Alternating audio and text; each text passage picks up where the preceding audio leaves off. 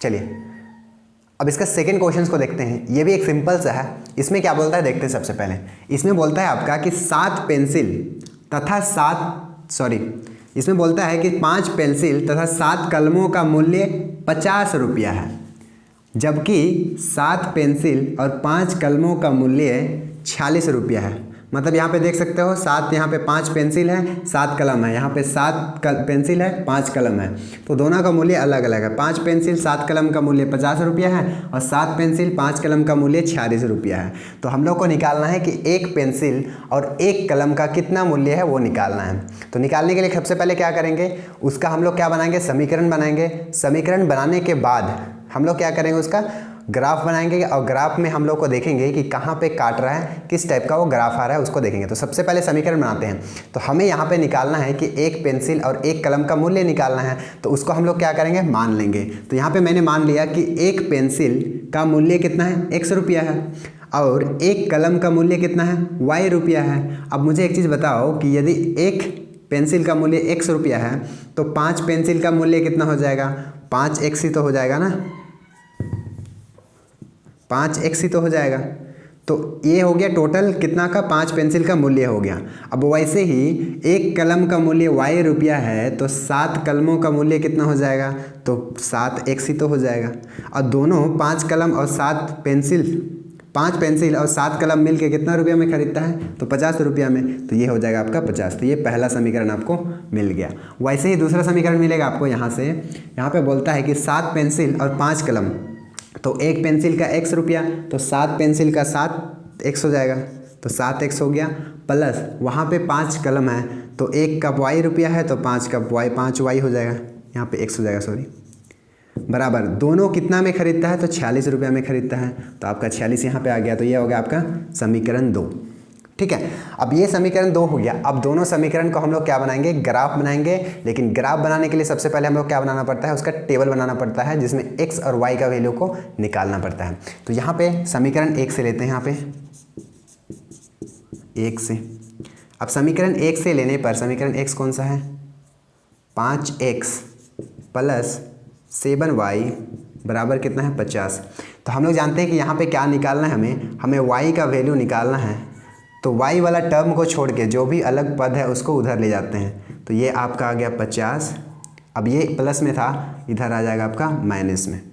ठीक है, माइनस में कौन सा आएगा आपका, 5x आ जाएगा। अब हमें निकालना है y बराबर, तो 7 किस में है, गुना में है, तो गुना वाला उधर भागा में जाके टोटल के भागा में हो जाता है। तो ये आपका 7 हो गया। अब इसको हम लोग क्या करते हैं ना, टेबल बनाते हैं। तो टेबल बनाने के लिए हमें क्या करेंगे, x और y का वैल्यू से लिखेंगे इतना। अब मैंने टेबल बनाने का बताया पहले भी, इसमें x का वैल्यू यहाँ पे है, देखो 50 माइनस 5x बटे 7 है। तो x का वैल्यू को ऐसे लेना है कि 50 से माइनस करने के बाद वो पूरा पूरी क्या हो जाएगा, कट जाना चाहिए, पूरा पूरी कट जाना चाहिए। तो रखते हैं वैल्यू यहाँ पे। तो x बराबर क्या रखेंगे कि ये पूरा पूरी कट जाएगा। तो देखो यहाँ पे सबसे पहले बात तो है 7 किसका किसका भाग हो जाता है, तो एक होता है आपका 35 होगा और 42 होगा, इसमें पूरा पूरी कटेगा। ठीक है, तो देखते हैं यहाँ पे। तो लेकिन यहाँ पे देखो, यहाँ पे यदि आप 0 रखते हो तो 50 बटे 7 होता है, तो ये पूरा पूरी नहीं कटेगा। तो यहाँ पे आप रखो, 2 रख के देखो, 1 रख के देखो तो भी आपका 45 होता है, 45 नहीं कटेगा। 2 रख के देखो तो 10 होता है, 40 भी नहीं कटेगा।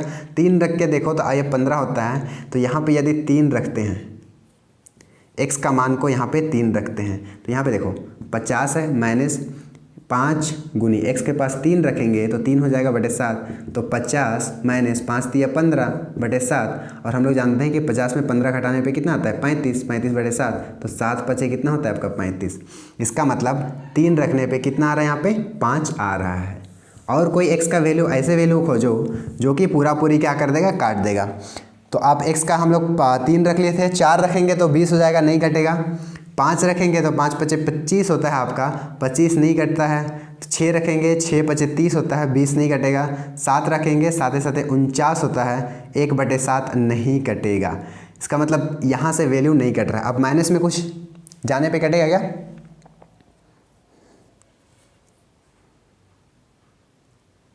ये शायद नहीं पूरा पूरी कटेगा। तो कोई भी और 1 2 वैल्यू ले लेते हैं। ठीक है। अब यहाँ पे ना क्या रखता हूँ मैं, 2 रख के देखता हूँ। तो 2 रखने पर कितना आएगा देखते हैं। तो 50 - 5 गुनी 2 हो गया आपका, 5 गुनी 2 बटे कितना हो गया 7। तो 50 5 दूनी 10 हो गया बटे 7, मतलब 40 बटे कितना आता है आपका 7 आता है। तो यहाँ पे इसको मैं और वैल्यू पूरा पूरी नहीं कट रहा है, इसीलिए मैंने क्या रख रहा हूँ यहाँ पे मैंने ट्राई कर रहा हूँ कि इसे फ्रैक्शन में ही लिखें, मतलब दशमलव प्रसार में ही लिखें। तो 40 बटे 7 आ रहा है, क्योंकि हमें ग्राफ बनाना था और 1-2 पॉइंट चाहिए। तो 3 हमने रख लिया था, 2 रख लिया, अब 4 रख के देखते हैं। तो यहाँ पे 4 रखेंगे तो 4 × 5 = 20 होता है। 50 में 20 घटाओगे तो कितना होता है 30। तो 30 बटे कितना आ जाएगा आपका 7 आ जाएगा, 30 बटे 7 आ जाएगा। तो ये हम लोग को वैल्यू मिल गया। मैंने बताया था कि यहाँ पे फ्रैक्शंस में नहीं लेना है, लेकिन यहाँ पे पूरा पूरी कोई भी वैल्यू नहीं कट रहा है, लेकिन हमें ग्राफ बनाना है तो हम लोग क्या ले लिए आपका फ्रैक्शन में ले लिए। आप इसको ग्राफ पेपर में बनाइएगा ना तो अच्छा से इसको बन जाएगा, लेकिन यहाँ पे मैं बताऊँगा कैसे उसको बनाना है। तो अभी तक के लिए हम लोग ये बना के देखते हैं, ठीक है ना। अब देखो समीकरण 2 से लेते हैं, 2 से। अब समीकरण 2 से लेंगे तो समीकरण 2 कौन सा है आपका, ये है। तो 7x + 5y बराबर कितना है 46 है। यहाँ भी हमें निकालना है y बराबर, तो बाकी सारे चीज़ को उधर भेजेंगे और जब उधर जाएगा तो चिन्ह बदलता है। तो y बराबर हम लोग का यहाँ पे 46 - 7x बटे कितना आया 5 आया। अब यहाँ पे भी हम लोग क्या करते हैं, टेबल बनाना शुरू करते हैं। तो यहाँ पे भी 1-2 वैल्यू सोचो, यहाँ पे x हो गया, यहाँ पे y हो गया। अब यहाँ पे भी x के प्लेस में क्या रखते हैं, सपोज करो यहाँ पे 0 रखेंगे तो भी तो पूरा पूरी नहीं कटता है। 1 रखेंगे तो 7 × 7, इसमें कितना होता है 46 में 7 घटाएंगे तो आपका 39 हो जाएगा। 39 बटे 5 भी नहीं कटता है। यहाँ पे 3 रख के देखते हैं, तो यहाँ पे 3 रखेंगे तो 7 तिया कितना होता है 21, 46 माइनस, तो 7 यहाँ पे हमने 3 रख दिया बटे 5 है। तो यहाँ पे 46 - 7 तिया कितना होता है 21 बटे 5। और जब 46 में 21 घटाओगे तो ये 5, 6 में 1 5 घटेगा, 4 में 2 2 घटेगा बटे 5, इसका मतलब 5 × 5 = 25। तो यहाँ पे कितना आता है 5 आता है, ठीक है। तो यहाँ पे हम लोग का सॉल्यूशन एक्चुअली मिल चुका है। देखो ध्यान से, यहाँ पे x बराबर 3 आया, 5 आया। x बराबर 3 रखने पे y बराबर 5 आया, यहाँ भी x बराबर 3 रखने पे y बराबर 5 आ रहा है। इसका मतलब दोनों जो समीकरण है इस पॉइंट पे कट रहा है, दोनों जो समीकरण है इस पॉइंट पे कट रहा है। लेकिन हमें ग्राफ बनाना है तो और 1-2 पॉइंट लेने पड़ेंगे। तो हमने और क्या लेते हैं, तो सेम वैल्यू लेते हैं। यहाँ पे और क्या लिया था, 2 लिया था और 4 लिया था। तो यहाँ पे 2 रखने पर, यहाँ पे 2 रखने पर तो 46 - 7 दूना कितना होता है आपका 14, 14 बटे 5। तो 46 में आप 14 घटाओगे तो आपका 2 3 32 बटे कितना आ जाएगा 5, मतलब 2 रखने पर कितना आ रहा है 32 बटे 5 आ रहा है, ठीक है। 32 बटे 5 आ रहा है। अब रखते हैं 4 रख के देखते हैं। तो 46 - 7 × 4 = 28 होता है बटे 5। तो 46 में आप 28 घटाओगे तो कितना हो जाएगा आपका 8, 1 और 5, मतलब 4 रखने पर 18 बटे कितना आ रहा है 5 आ रहा है। सॉल्यूशन इसका मिल गया हम लोग को। फिर भी मैं देखता हूँ ग्राफ बना के इसका। थोड़ा सा दिक्कत होंगी ग्राफ बनाने में, लेकिन हम लोग समझ लेंगे। 1 2 3 4, ठीक है। 1 2 3 1 2 3 4 1 2 3 4, ठीक है। इधर माइनस में होता है आपका, पता है आप लोग को। 1 2 3 4 1 2 3 4, मैं रफली बना रहा हूँ जल्दी जल्दी, ठीक है। अब देखो दोनों को बनाते हैं। पहला क्या है, x बराबर 3 y बराबर 5, x बराबर +3। तो x बराबर +3 यहाँ पे जाएगा, तो y बराबर आपका 5 है, मतलब यहाँ पे आएगा 5, ये पॉइंट हो गया। तो यहाँ से एक लंब खींचते हैं, यहाँ से एक लंब खींचते हैं, यहाँ पे मिलता है, ये एक पॉइंट मिल गया हमको। और दूसरा जो है x बराबर 2 लेने पर y बराबर 40 बटे 7 है। अब 40 बटे 7 को हम लोग को फ्रैक्शंस में थोड़ा लेना पड़ेगा। तो x बराबर 2 रखने पर यहाँ पे 40 बटे 7, तो इसको हम लोग भाग देंगे तो कितना भाग जाएगा। हम लोग जानते हैं कि 7 का पहाड़ा 40 से कम किस में पूरा पूरी जाता है, तो 35 में आता है। तो यहाँ पे 7 × 5 = 35 तो हो जाएगा। 35 चला गया तो 40 में 35 घटाओगे तो 5 होता है, नहीं जाएगा। तो पॉइंट लगा के 0 लगाते हैं, तो 7 7 49, मतलब 5.7 आसपास आ रहा है। इसका मतलब 5 से ज़्यादा है और लगभग 6 के आसपास है, मतलब ये आसपास आपको पॉइंट मिलेगा। आपको यहाँ पे रफली बता रहा हूँ मैं, यहाँ पे पॉइंट मिलेगा। अब तीसरा जो है 4 रखने पर 30 बटे 7 है। 4 रखने पर 30 बटे 7 है, यहाँ पे 4 रखने पर तो 4 यहाँ पे आपका पॉइंट आ गया। तो 30 बटे 7 को भागा पॉइंट में निकालेंगे तो कितना होगा, हम लोग जानते हैं 7 चौके कितना होता है 28 होता है, फिर 2 बचा तो पॉइंट 2 लगा के 0, तो 7 दूना 14 मतलब 4.2 आसपास आ रहा है। इसका मतलब y बराबर 4.2, 4 और 5 के बीच में आएगा, मतलब ये आसपास आएगा। ठीक है, तो यहाँ बनेगा। इसीलिए मैं बोला था कि हम लोग जब ग्राफ बनाएंगे तो हम लोग पूरा पूरी करते हैं उसको इसीलिए लेते हैं क्योंकि यहाँ पे एग्जैक्ट वैल्यू हम लोग फाइंड नहीं कर पा रहे हैं। ठीक है, कहाँ पे 4.2 होगा एग्जैक्ट नहीं फाइंड कर, हम लोग इसको लगभग मान रहे हैं यहाँ पे, तो ये आसपास मिलेगा। इसका मतलब ये होगा कि ग्राफ कैसे बनेगा आपका, ऐसे सीधी रेखा बनेगा, ये पहला बन गया। अब दूसरा कैसे बनेगा, तो यहाँ पे 3 है 5 है, x बराबर 3 लेने पर y बराबर 5, x बराबर 3 लेने पर y बराबर 5, ये पॉइंट मिल गया। x बराबर 3 लेने पर y बराबर 5, देखिए दोनों क्या कर रहा है, कट रहा है। अब x बराबर 2 लेने पर कितना है, ये 32/5 है, 32/5 है, इसको पॉइंट में निकालो तो 5 छक हम लोग जानते हैं कि कितना होता है 30 होता है आपका, 5 छक 30, पॉइंट लगाएंगे 2 बच गया, 0 हो गया, तो 5 चौके 20, तो 6.4 आता है, तो 6.4 और भी ऊपर जाएगा, यहाँ पे एक पॉइंट यहाँ पे 6 होगा, तो 6.4 ये आसपास आएगा कहीं पे। तो यहाँ पे जाओगे और x बराबर 2 लिए हो तो यहाँ पे आपको कहीं ना कहीं पॉइंट मिलेगा, है ना। पहला पॉइंट यहाँ पे मिला था, दूसरा पॉइंट यहाँ पे, तीसरा पॉइंट x बराबर 4 लेने पर ये 18/5 है ना। 18 बटे कितना है 5 है, तो 18/5, 5 दिया 15 हम लोग जानते हैं, इसका मतलब 3 पॉइंट समथिंग होगा। 18/15, 5 सॉरी यहाँ पे कितना है, 5 से भागा दोगे 18 को तो कितना आ जाएगा आपका, 5 तिया 15 हो गया, 5 तिया 15, 15 में 18 में 15 घटाओ तो 3 बचता है, पॉइंट लगा के 0, तो 5 छक 30, 3.6 आता है। अब 3.6 कहाँ पे मिलेगा, तो 3 से ज़्यादा मिलेगा, 4 से कम, मतलब ये आसपास मिलेगा, तो ये पॉइंट यहाँ पे मिल गया। और कहाँ पे कितना रखने पर, सॉरी अच्छा x बराबर 4 रखे थे, सॉरी x बराबर यहाँ पे 4 आ गया, तो ये एक्सिस में देखना पड़ेगा, ये 3.5 मतलब ये आसपास कहीं ना कहीं आ रहा है। इसका मतलब तीनों पॉइंट को आप ऐसे मिला दोगे तो यहाँ से ये पॉइंट से, मेन इंपॉर्टेंट है ये पॉइंट से दोनों क्या होगा, दोनों ग्राफ कटते हुए क्या होगा, पास हो जाएगा। इसका मतलब कहाँ पे प्रतिच्छेद कर रहा है, तो प्रतिच्छेद आपका कर रहा है इस पॉइंट पे, और वो पॉइंट कौन सा है, तो आपका 3 है x बराबर और 5 है, ऐसे है। इसका मतलब x बराबर 3 पे और y बराबर 5 पे कट रहा है, तो यही इसका हल होता है। तो हम लोग अब यहाँ से निकाल सकते हैं कि कितना आया x बराबर 3, इसका मतलब एक पेंसिल का कुल मूल्य कितना था, तो 3 रुपया था, और एक कलम का कितना था, तो 5 रुपया था, तो ये आपका 5 रुपया, ये आपका आंसर हो जाएंगे। ठीक है, तो ऐसे करके क्या बनता है आपका। ठीक है, सिंपल सा आप यहाँ से भी देख सकते हो, टेबल से देख सकते हो कि ये जो वैल्यू है और ये जो 3 रखे तो 5 आया, ये दोनों में मिल रहा है। इसका मतलब इसका हल यही है, ठीक है। चलिए अब देखते हैं नेक्स्ट, बहुत इजी क्वेश्चन है, उसको देखते हैं पहले। लेकिन नंबर क्वेश्चन से यहाँ पे सुनना है, इसमें बोलता है कि अनुपातों A1/A2, B1/B2 और C1/C2 की तुलना कर ज्ञात कीजिए कि निम्न समीकरण युग्म द्वारा निरूपित रेखाएं एक बिंदु को प्रतिच्छेद करती है, समांतर है या फिर समपाती है। मतलब जो भी 2 समीकरण दिया हुआ है, 2 चर वाले, ये दो समीकरण जो दिया हुआ है, इसमें हम लोग को A1/A2, B1/B2 और C1/C2 का अनुपात निकाल के कंपेयर करके इसमें बताना है कि वो प्रतिच्छेद कर रही है, समपाती है या फिर क्या है, पैरेलल है। ठीक है, समपाती है या फिर वो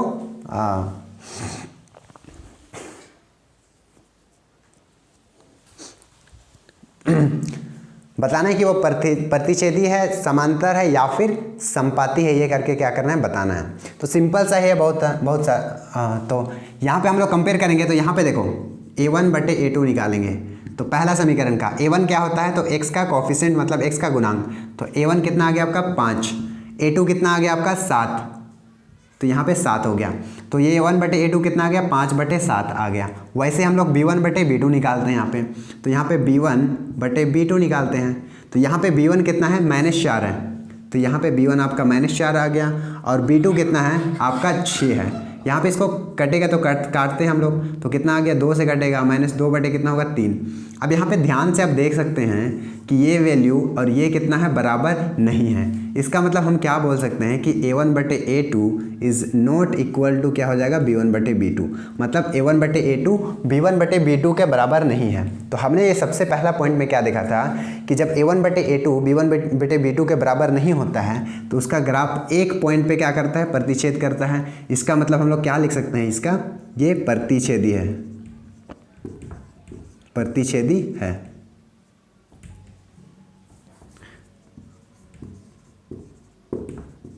प्रतिच्छेदी है, ठीक है, ये क्या है, प्रतिच्छेदी है। वैसे ही सिंपल सा कंपेयर करो इसको भी A1/A2 निकालते हैं। तो यहाँ पे ध्यान से देखो, A1 कितना है यहाँ पे आपका 9 है, A2 कितना है आपके 18 है। तो ये कट जाएंगे तो कटेगा 9 एका 9, 9 दूना 18, मतलब कितना आया 1/2। वैसे ही हम लोग क्या निकालेंगे, B1/B2 निकालेंगे।